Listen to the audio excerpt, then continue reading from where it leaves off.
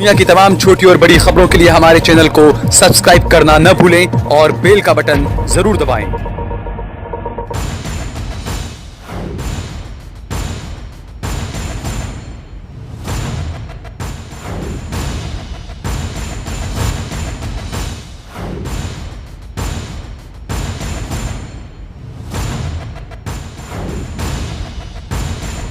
Supreme court में गुरुवार को नागरिकता संशोधन एक्ट यानी कि CAA को संवैधानिक करार देने के लिए एक याचिका दायर की गई। इस दौरान चीफ जस्टिस SA बोबड़े ने कड़ी टिप्पणी की।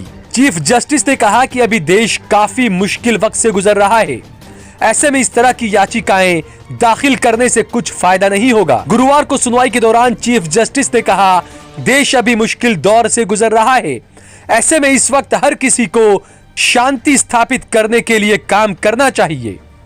इस तरह की याचिकाओं से कोई मदद नहीं मिलेगी। इस कानून के संवैधानिक होने पर अभी अनुमान लगाया जा रहा है।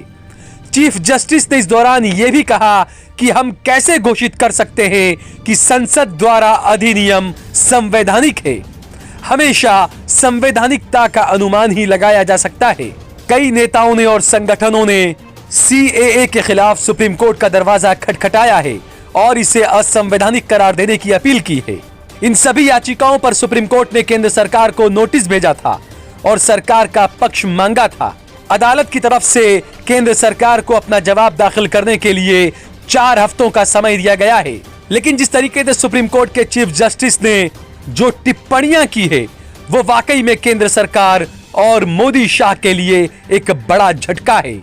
जब कोई मुसलमान कहता है कि देश जो है वो इस वक्त बड़े ही खतरनाक दौर से गुजर रहा है, तो उसे रंगा बिल्ला और कुछ अनबख्तों की टीम फौरन ही देशद्रोही होने का सर्टिफिकेट थमा देती है। लेकिन अब chief justice of India justice Bobde ने कहा है कि देश मुश्किल वक्त से गुजर रहा है, तो क्या अब ये अनभक्त चीफ जस्टिस को भी देशद्रोही होने का सर्टिफिकेट देंगे? ब्यूरो रिपोर्ट, देश लाइव।